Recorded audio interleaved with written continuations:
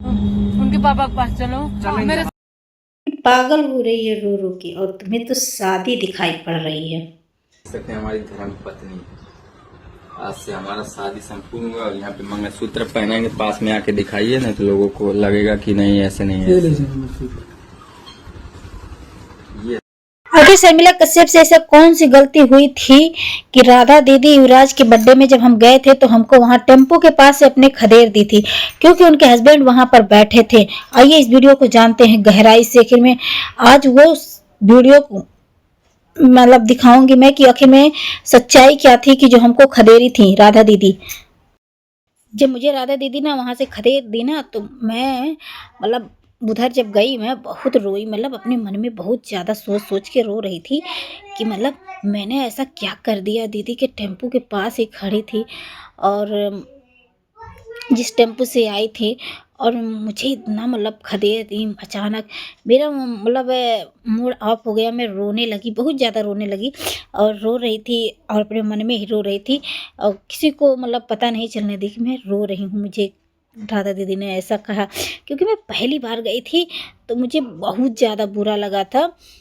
पर मैंने फिर उसके बाद मैं आई घर चली आई और अपने हस्बैंड से मैं बोली कि मेरे हस्बैंड से कि मतलब वहाँ गए थे तो मतलब राधा दीदी मुझे ऐसे मतलब बोल कर खदेड़ दी हैं, पता नहीं क्यों। तो बोल रहे थे और जाओ वीडियो बनाने के चक्कर में तुम कहाँ नहीं कहाँ जाओगे, मुझे बहुत ज़्यादा बोले सुनाए। उसके बाद मैं सोची अच्छा ठीक है कोई बात नहीं है।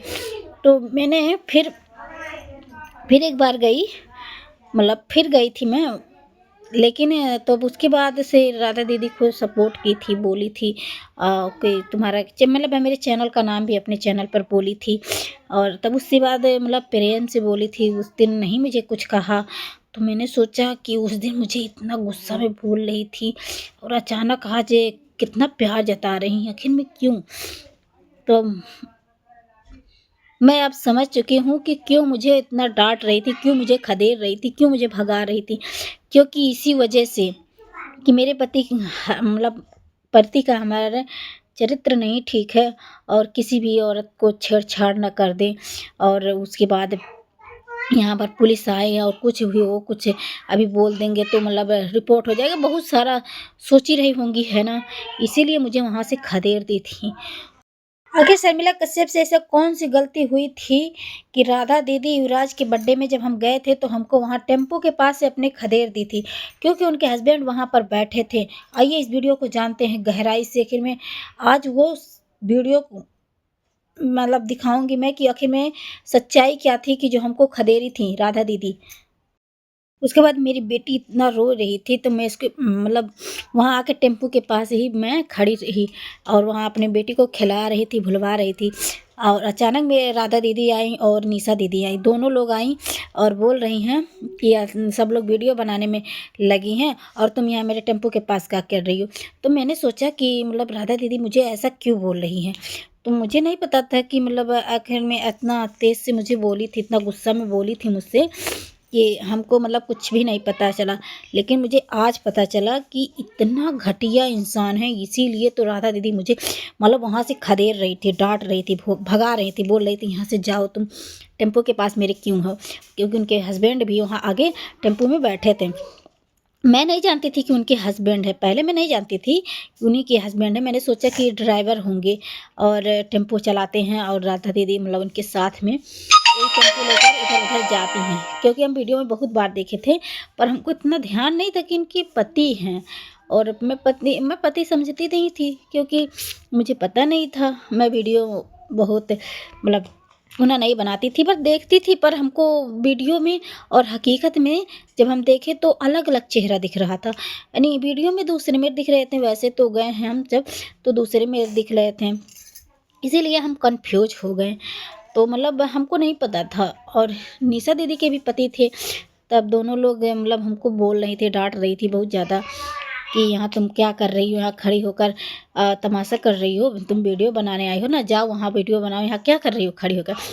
तो हम नहीं समझे थे कि हमको इसीलिए बोल रही थी कि मेरे पति का कलेक्टर ठीक नहीं है और इसीलिए तुम मतलब हमको वहाँ से खदेड़ रही थी।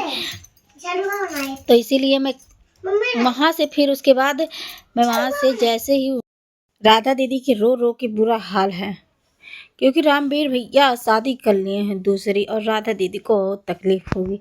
क्यों नहीं यार, किसी की भी किसी की भी मतलब पत्नी रहे और उसको पति उसे कहे अचानक मैं तुमसे प्यार नहीं करता हूँ और मैं दूसरे लड़के से शादी करूँगा, और दूसरी लड़के से शादी कर ले, तो क्यों नहीं गुस्सा आएगा।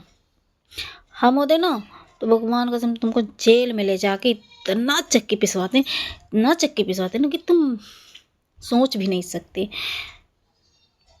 हेलो दोस्तों, नमस्ते, प्रणाम, मैं शर्मिला कश्यप। तो दोस्तों आज मैं बोलने वाली हूँ राधा दीदी के बारे में।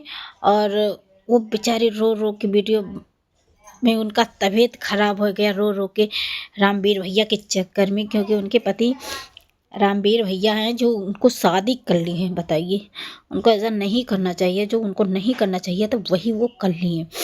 और उनको तो कसम से बता रहे हैं कभी सुखी नहीं रहेंगे, ठीक है।